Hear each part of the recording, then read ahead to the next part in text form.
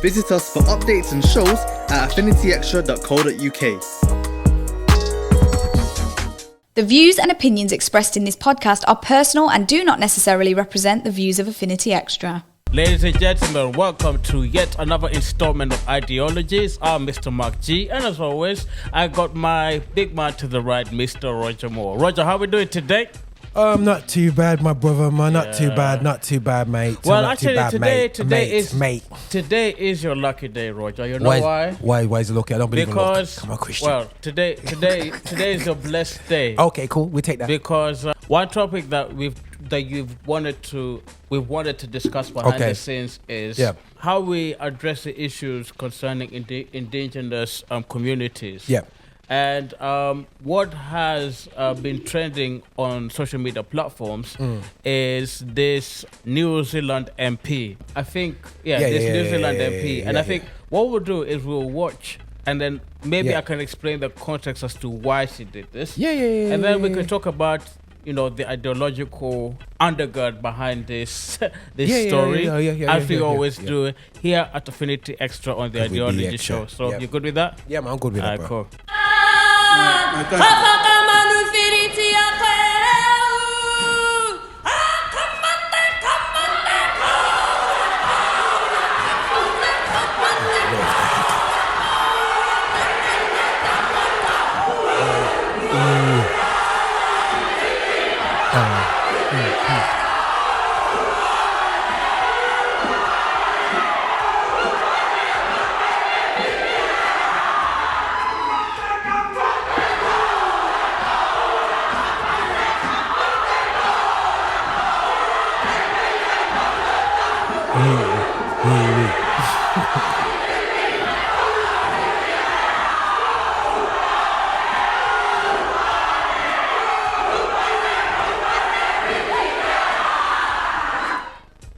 So, just letting people know, man, I'm a New Zealand fan, and I already did a commentary on this, man. I love the Haka, man. I love the Haka. Yeah, they do it also at the rugby. Fan. Yeah, I'm an All Blacks fan, man. The rugby guy. Bro, I was captain at school. Wait, you're saying you're skinny yourself. How could you get away with it? Try scorer. Yeah? You know what I'm saying? You know what I mean? Are you playing football as well? Bro, listen, man. At the age of 48. You know what I'm saying? But mad. Listen, bro, the joke is now, my old neighbour saw me. He ain't seen me for 25 years. He saw me the other day. Yeah. You know what I mean? And he said to me, I remember you now. Everybody in maybe the black community knows me for football, whatever. But in where I grew up in the area there still, I forgot they know me as a rugby player. Okay. So he said to me, I remember you. You used to have high knees and you used to do that rugby. You were like, I'm thinking, where? I did play rugby, man. You know what I mean? So you've lived a long life. Yeah. So I was definitely star player. The only reason why I couldn't go further in it was because it was a amateur sport back then.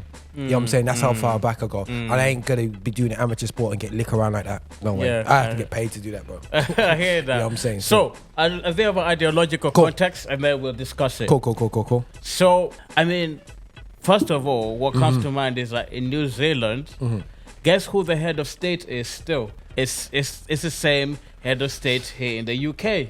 Who's that? King Charles. So whoever wears the crown, is not only King of England, he's also head of state in Australia and New Zealand. Bro, that's a whole ideology in itself, bro. So number one, it is, and also, the head of state here is also the head of state of Canada. What about Kenya? No, we have a president. Sorry, okay, you kicked him out already. Independence, 1963. So good. Go. So in those three countries, bro, the head of state is still here in London, and among those democracies and societies, one discussion, which is even the surface, is who the head of state should be and whether they should be right here in London. Now, the undergird behind that surface level that King Charles is the head of state of those states is the fact that the reason why he's still head of state is because those were British colonies. And so you can still see the remains of the legacy of British colonial rule, that there's some countries that are sovereign states but still have a head of state from this country. So that's another issue. So that's one issue. Also, we know that with the British Empire came with a lot of, racism, discrimination, and hence why Exploitation. Yes, let's be honest, exploitation. That comes before you think of resources, because you got no. And so I think the big discussion here in New Zealand, in Canada, in Australia, and even here in the UK across our multicultural society is how we deal with history and how we negotiate with history. Now, on one hand, Roger, because I've heard, even though this case has not been made in this certain context, there is a side of the spectrum that have said, by the way, all the spectrum agrees to an extent, unless you're like a proper evil person who believes that, hey, let's go back to the old days when we discriminated people behind skin.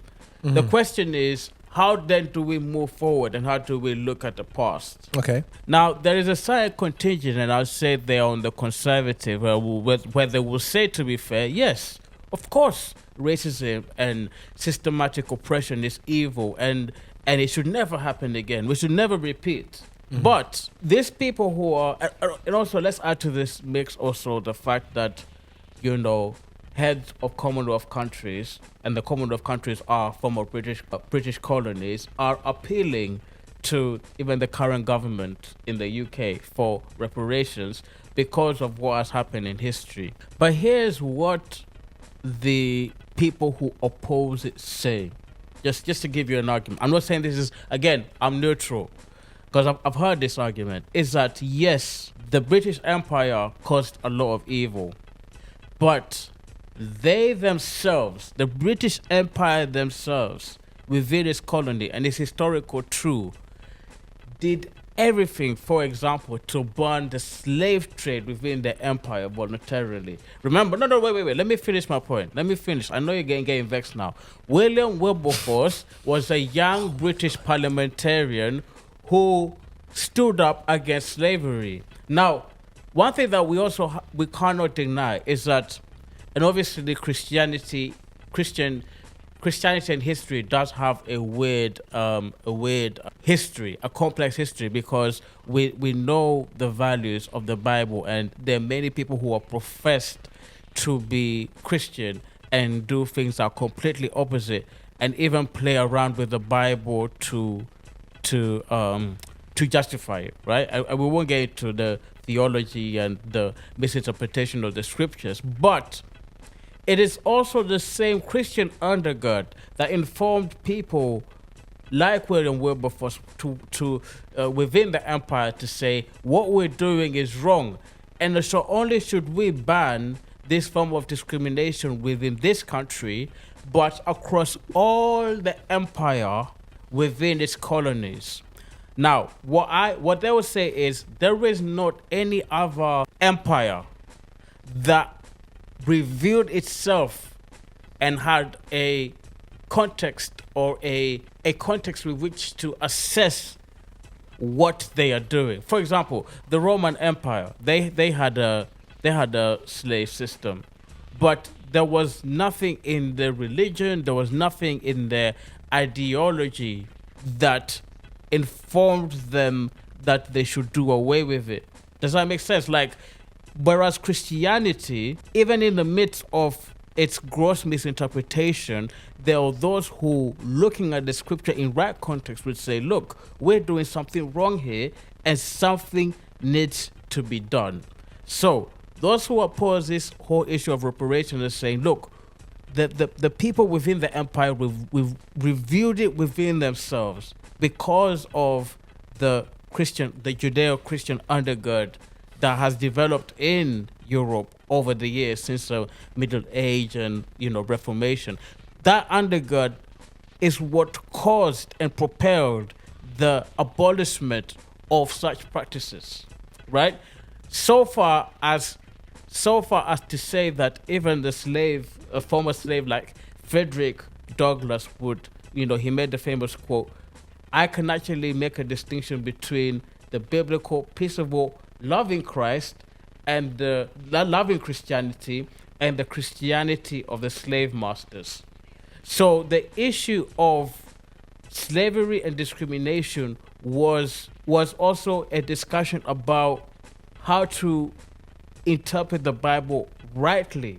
And it is within that discourse and narrative that Western democracies were able to make progress. So I'm actually giving credence to the fact that there's a Judeo-Christian worldview that undergirded the progress that we have seen. So it was a mixed bag.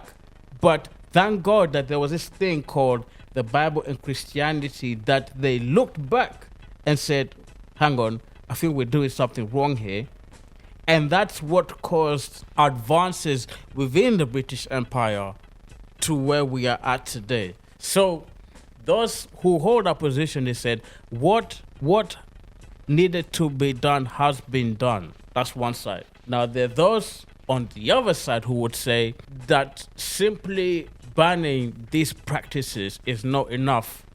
And because what has been apparent, even whereas we have made progress in regards to, to where we are today, you and other people would argue that we could still feel the effects, the discrepancies caused by discriminations throughout the year. And so more needs to be done to redress those discrepancies rather than just, it's one thing to set a slavery free. Even Martin Luther King say you might set a black man free, but if they have no job, if they have nothing, if they have no job, they have no nothing, they just slavery with nothing. And so how do we now meet it? We're now in a crossroad in the world in this discussion when we're dealing with the aftermath of all that's happened, the evil that's happened, and how to deal with it.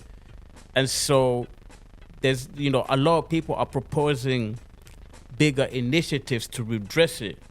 Whereas those on the other side would say, look, they would say, no, I know, Jayu, but people are equal, everyone got free, equal rights to pursue, whatever their God-given talent is without any inhibition whatsoever from the state or any kind of powers that be.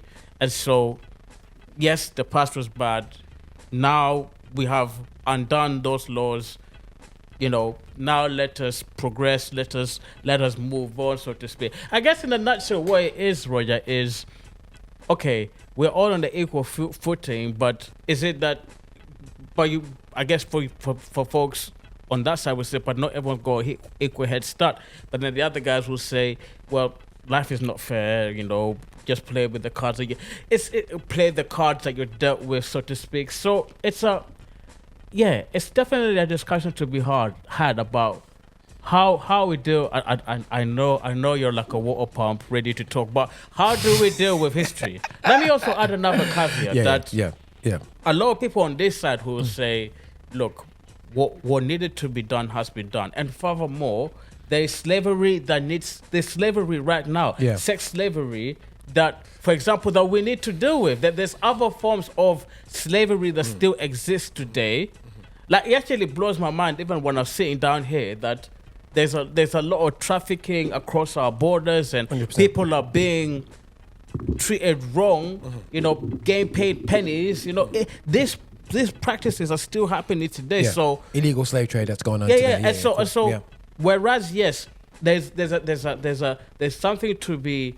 There's credence to the fact that we need to have a discussion about what to do with history and its effects today, but also understand that this issue of oppression has not been completely undone, that it still exists today. So it's a bit of a complex one, isn't it, Roger? I think there's. By the way, have I explained myself? No. You've given some context to different angles and whatever. And one thing I will go back to the Haka situation in Parliament. Yeah, as some guy mentioned, because I showed a Australian news article when they're talking about the situation with the Haka in Parliament as an identity issue.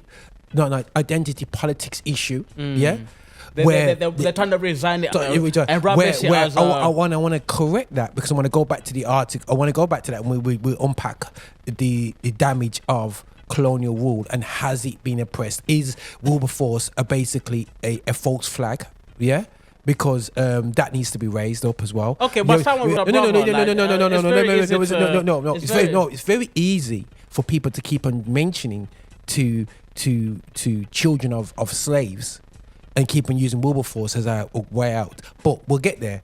So let's deal with the Haka scenario. Yeah, my main issue with this is this. A few weeks before we on here talking about Kemi is standing up for indigenous people of this land, way of life, and she's standing up for their cultural standpoints of their land, and this is their land. That's what she's standing on for, and that's what their conservative right stands for. The land of the indigenous people. No matter how many Muslims come in this country, you need to stick to our rules. This is our land. Cool. Respect. Hold your ground. But the moment you flip it and you go to somebody else's land, you now shunning that aside and saying, oh, because we've increased in population so much, we now want to have our right based upon a percentage, where if Muslims came into this country and had a higher percentage in an area, that area should become like Sharia law and all. Yeah. I'm just using that as a loose. I'm not saying Muslims. You want to do it. You know what I'm saying? Example, yeah. I'm saying no, that shouldn't be the case, because the indigenous people should have. You know what I mean? It's their religious belief system, whether it's atheism, whether it's Christianity, whatever it is. Yeah, when you come to you're not moving home. When you go to New Zealand, you're under the Maori people, because that's for them land. Full stop. It's their land. Yeah? You know what I'm saying? They had a little pact and agreement, but don't come to the table and says, oh, we got more of a population now. We got to equal these things out now because you're a lower percentage and whatever. That is, you're as a descendant of Europeans, because they're generally in charge of that area, that's taking a mick, because your cousins that are on the other side of the world is standing their ground for their indigenous rights. Why are they going against? And we're actually not saying anything about it. I'm not hearing Kemi go, hold on a second, I'm gonna have talks in New Zealand, because we have to respect the rights of people in our land. That's my issue with. So you're seeing a hypocrisy of sorts, where you want people. Kemi is what you're saying is Kemi is saying if you're Britain, you come for British values. Yeah, 100%. However, when it comes to the issue of New Zealand and the Indigenous, it's a totally different topic altogether. Yeah, I noticed that, and you mentioned about the Crown and about the stealing and the countless whatever indiscretions that happened to exploit the land. Let's face it, man. Lamb is nice from New Zealand, man. They got a great land. They got a great resource. They got a beautiful country. Amazing rugby players, man. I love my All Blacks rugby. But end of the day, the land was quite exploited for European gain, and even their people were exploited for European gain as well. You know what I'm saying? European. So let me ask you from your perspective. Like I said, the discussion is resources of the land. The issue is there is a history as with a lot of countries about how we have dealt with the indigenous communities, and there is different perspectives as to how to deal with it. So what do you think should be done in this context? In this context, the Maori people should have 100% say, unlike their Aboriginal colleagues in Australia who have no input whatsoever in Parliament. Fortunately, the Maoris had a better deal, but in Australia, the indigenous people had the worst deal, and it's just absolutely and I've mentioned a countless time of. You know what? I'm not saying the current people are shooting them and treating them as bad as what they were treating them literally less than 50 years ago. Yeah. So I guess the question is, how do we deal with the discrepancies today that, by and large, have been indigenous people should as a historical context? Indigenous people should now be starting. I know you cannot like slavery. You cannot reverse overnight.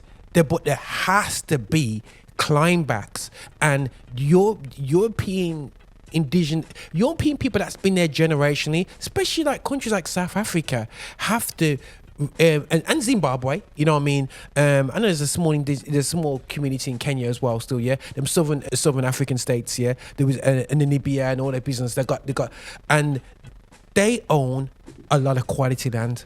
Yeah. Now I'm not down with the whole code switch like Mugabe tried. You know what I'm saying? I think there needs to be wisdom in when they switch over, but there needs to be a migration that there's always been hinted at the table, but there's never really been implemented correctly.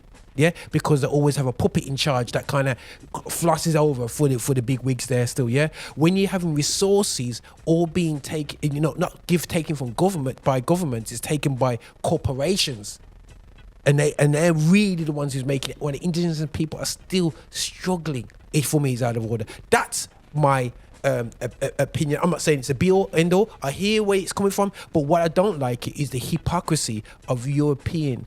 And I'm not saying this is everybody out there, but European descendants that in these countries that will watch Kemi and go, yeah, and not just Kemi, but you know, Nigel Farage and Donald Trump that go, yeah, you know what I'm saying? Where Donald Trump and New Zealand are not in that same boat as a European state. Now, England, stand up for your land, live your ways. If you want to eat black pudding and be proud of it. You know what I mean? You know what I'm saying? No problems. But when you go to somebody else's space, you're a guest. You know what I'm saying? You're a guest of, you could be a guest of honor or you could be an unwanted guest. Yeah? But it's not your land. Yeah? You know what I'm saying? And how it's been acquired is how it's been acquired. It's been acquired incorrectly. Yeah? You know what I'm saying? And it's always been, and you talk about history. How do we deal with history? Well, that's a whole nother problem. But I would say truth comes out and truths are tough things. And what I'm sick or tired of, I'll be honest with you, bro. Just being real, is the flippant approach of using Wilberforce on descendants of slaves. Which, let's be real, guys. I'm black, but yeah, MisterMarkGee, he's black as well. But we've got two different pathways. Yeah, you know what I'm saying? He has his tribal name. I don't have my tribal name because of slavery. So there's no other reason but slavery. Yeah, you know what I mean? And so for me, it's a case of going, okay, cool. Right, so Wilberforce, people use it as a look what we done, but the deal was this, yeah. The deal was yes, slavery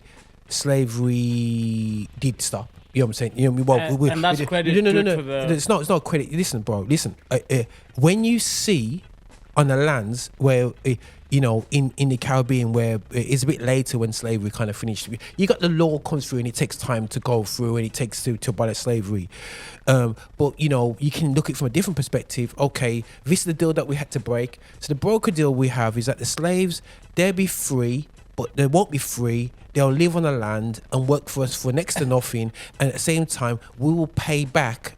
Instead of it wasn't abolishment, it was the payout of all the slave owners to say, okay, that will cover us for generations for the wealth we're going to miss that after we made this wealth. So end of the day, still, yeah, there's an injustice that was only just that's outstanding on the payout. It doesn't make sense in slavery now. We people keep on bringing today's slavery, which I totally disagree with. I totally, you know, I'm 100% against. You know, say we need to be stopping this slavery, moving people, human trafficking. Full stop, has to go. But the thing is, human trafficking wasn't like slavery. Of the slavery that was going on with African slaves, and African slaves even going into the Islam countries. It was a trade. When you go to the Slavery Museum, and what really captures me in the Slavery Museum in Liverpool, which is, you know, God's wing, I heard it's going to get revamped and set up. You know, with me and Mark's, we're going to do a video visit. You know, we take up there, touch the land. You know what I mean? But the thing is, when you see a Tesco receipt and human beings are on it, we were not human beings, and that's so we weren't given any sort of, you know, and that wasn't going on for 2 weeks. That was going on for hundreds of years. We was not human beings going on there. And now there's a number of people that was involved because it's a triangle. It's a trading triangle. 100% people exploited. African people have said, yo, yeah, we screwed up. We didn't realize that life was going on. Now, I mentioned a fact that 1.3 million or 1 million slaves went to to Jamaica and been sold officially, who survived the journey, and 1.3 million over 200 years, 250 years. Why was it only 300,000 was left when slavery was abolished? That means it was a genocidal approach of human beings. And the royalty, the royal companies, the British Indian companies, all these royal companies that were going on the West, these are going straight into the palace. These are constructed by little corporations, by the kings and queens of this land. That's why they still got sovereignty over these lands and whatsoever. And they just exploit a set of people and dashing Wilberforce in people's faces. And respect to Wilberforce, he had to be convicted of his ways. He wasn't somebody that was born into, I believe in freedom.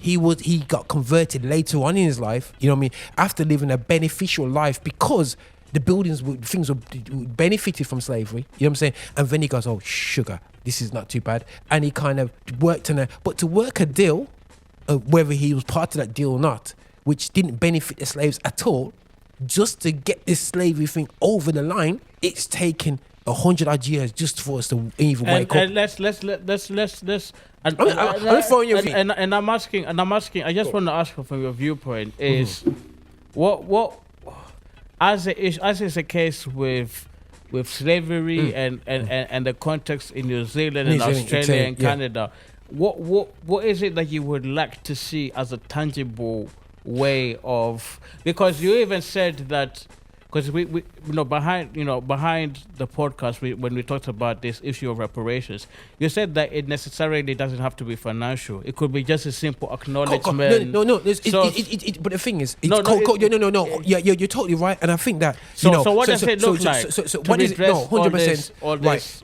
If you're in my house, yeah, and you drop coffee on my carpet, you apologize to the owner of the house. Right now, you're dropping coffee in my yard, yeah, just paraphrasing, yeah, and you're not even apologizing. You just leave it there and go, I don't have to worry about it. You know what I'm saying? So end of the day, when you're not in a space which is yours, your approach is different. And your respect is different and whatever. Some might come back with another metaphor. Go on. So what you're really saying about dealing with this stuff is, and I alluded to this in the literal sense, but I'm gonna take your approach and give it a metaphor. Your great grandfather came in and stole something from my great grandfather, but now they're all gone, and since you are the great grandson, I want you to pay for what he did. Now, is that valid? Even though you yourself did not commit that act, that you take responsibility for what that person did. Okay, cool. My great grand stole this phone, yeah. So basically, I stole this phone from you. Yeah, my people stole this my iPhone from you from 3-4 generations back. Yeah, we stole this phone. Well, if it existed, you know what I'm saying? No, but 100%. I stole this item. Yeah? Now this item, iPhone, actually is no good. Was not existed 4 generations ago. So it is a poor example. But this is a piece of land. I can still make money from today. Yeah. Now I'm exploited. So now you come into a very complicated situation because there's a lot of land we're dealing with here. Yeah.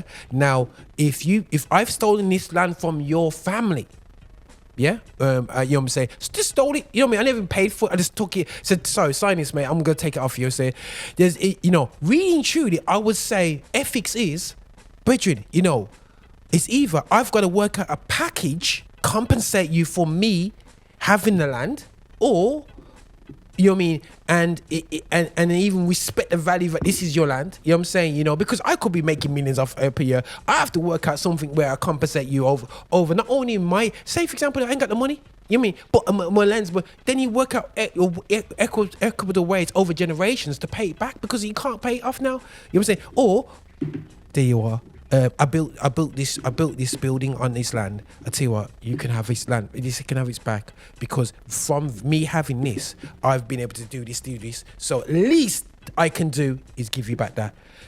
There's different ways of doing it, but what I'm sick or tired of is the approach, and I have this approach and I see predominantly within in the Christian world, because it's a very European centric approach a lot of times over here. It's very dismissive to the journey of and how we compensate, because they feel that Wilberforce is our exit strategy and he fought for slavery. But when you go to an island, look at it from a different look in a different perspective. The slave owners go, I tell you what, mate, let's abolish slavery because we've got enough slaves over here, and what we're going to do, we're going to breed them. And the slave breeding, let's be real, if you moved enough cattle, forget human beings, if you moved enough cattle, which there's animals in Texas that are not really originally in Texas, like cattle and stuff, they're from different parts of the world. If you move enough, you can breed them. You don't need to keep an import, so you can ban the import of cows for beef into Texas. Now you ban them and go, yes, I've saved the cows, I've stopped them from moving there. So, but at the end of the day, you're breeding them. You know what I'm saying? They're in the country now. So now you've got black people within the West Indian countries literally we'll still exploit them because they're here now. Yeah, we've got enough of them here. We've worked out how to keep them healthy.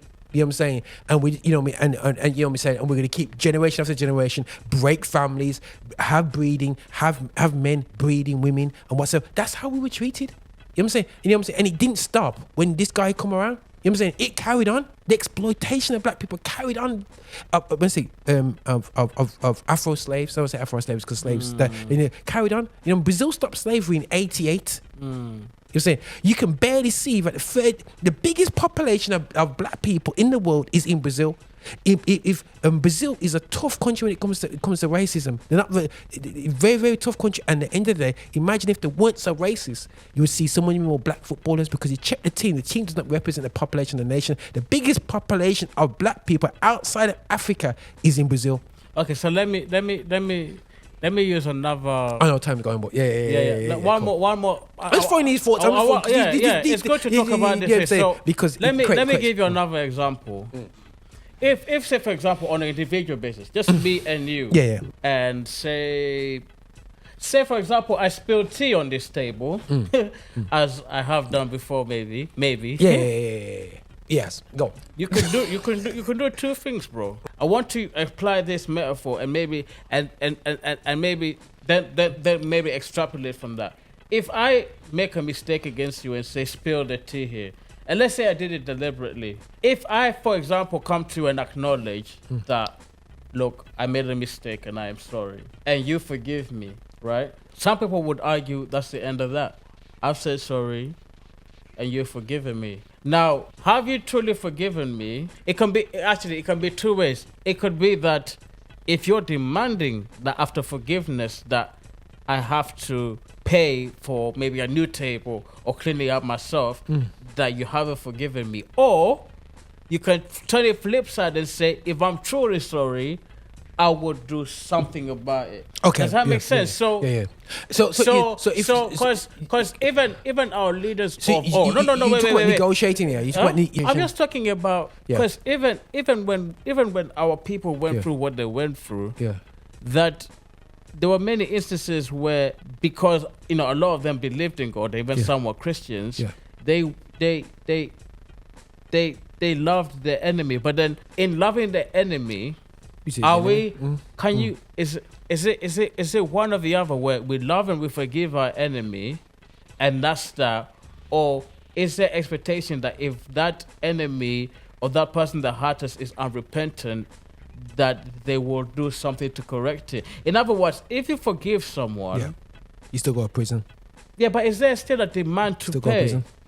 You still go to prison. If you've killed my brother, okay, you know what I'm saying, you still have to do the time. You know what I mean? So forgiveness and justice are two different things. Two different things. Exclusive. You know what I'm saying? And then on top of that, still, what I will say as well, and this is no hate on Europeans at all. You know what I mean? End of this, so this is just me bringing approach where people need to be sensitive to. You know what I'm saying? So I'm giving you an idea of the insensitivities when you approach this, when you talk about, I don't want to hear about Black History Month, I don't talk about, oh, I don't want this, is because, end of the day, when it comes to the negotiation table, when it came to Wilberforce, end of the day, still, you're dealing with a set of people that had that weren't around the table. So you wouldn't like me arguing for you. You know what I'm saying? Yeah, I think he knows about. I think if that's not fair. You know what I'm saying? So you had a bunch of people that was arguing for themselves, that benefited them and their friends, and then said, "Oh yeah, by the way, lads, you're free, but you know what? We're not going to officially tell you. You just walk around on Jamaica, and then when it takes another, because 33 went, it's not into over 100 years later. You know what I mean? Independence came, you know what I'm saying? So people weren't even wise up to things, you know what I mean? It was around about 88 things, like 18, there was some things that happened, skirmishes that happened after that, you know what I'm saying? There was European exploitation on the island right up to even to this day, but after 50 years after that, 50 to 100 years after that, there was exploitation going on, yeah? You know what I mean? Just the Guadalcanal. Yeah, a lot of Jamaican people went there, West Indian people went there to work and were mistreated, but nobody talks about our input into building like this. So there's been exploitation. So there's exploitation. One more question. One more question. Yeah. So what I have a lot of wealth that I have benefited because I happen to be born of a family of slave owners. Yeah. But I myself, I'm not a slave owner. Of course. And I find it morally reprehensible that my ancestors did that. And I live and acknowledge, my ancestors did that. Yeah. But is there more you want from me, even though I did not make the mistake? Even though I did not commit the crime. My family did. Let's come and talk, because there was a poor negotiation. Talks need to be happening, because it's okay for other things to be discussed. There's always compensation and different things and different wars and different this and different that, but nobody wants to talk about the compensation. And just to round it off, that's why. So Wilberforce did not represent at all. You know what I mean? End of the day, I can talk about the Kikuyu people in Kenya from books, from experiences, from talking to a few of them, whatsoever. But I cannot negotiate for Kikuyu people land. Yeah, I cannot negotiate. They have to negotiate based upon their lived experience. Full stop. And we talk about the victims. When we talk about court, you talk about the victims having a true representation for them. Did we choose Wilberforce to represent for us? No. You say, so end of the day, was he our true representative? No. You know what I mean? End of the day, still, when everyone's talk about civil war and the fight for slavery, and all this business, Lincoln gets killed, and it all reversed back and everything that they went for, they had to try and find, and it ended up being worse the way, you know what I'm saying, to get to any sort of equality. End of the day, it's just being real handles a conversation for today. A real handles the fact that basically the Christianity was used as a way to justify slavery. You know what I'm saying? It's just be real that slavery of African people by European Christian countries that benefited by the exploitation of a people, of a continent for 400 years. Well, right to this day, they've exploited it. You know what I'm saying? And it started off with a little Portuguese trade, and then it just went crazy. You know what I'm saying? And it's just been also, for me, it's coming too often. We're coming into the argument almost, you know what I mean, ignorant of that fact. I'm just saying, I'm happy to discuss. I'm happy to, I'm do things in love. I'm calm. You know what I mean? You must forgive. But we're just here to just have a better conversation. But please, when you come into the conversation, be respectful of the crimes that has happened in the past, and even to this very day, subtly, because we've been shaped by the facts that have been given to us that are actually incorrect. That's what I'm saying. Yeah, the guys, we could talk. We've just hit Did I say a dent. Kikuyu right? Did I say Kikuyu right? Kikuyu. I'm actually like Kikuyu, by the way. I know you Kikuyu. That's why I said it. So guys, see, I even know more about it. We've just hit a dent on this very important conversation. But let's carry on the conversation on our social channels, and also on the comment section. This is a huge discussion. And yeah, thank you very much All in love, man. All in love. for rocking with us. Yeah. Stay tuned for the next one. Blessings, man.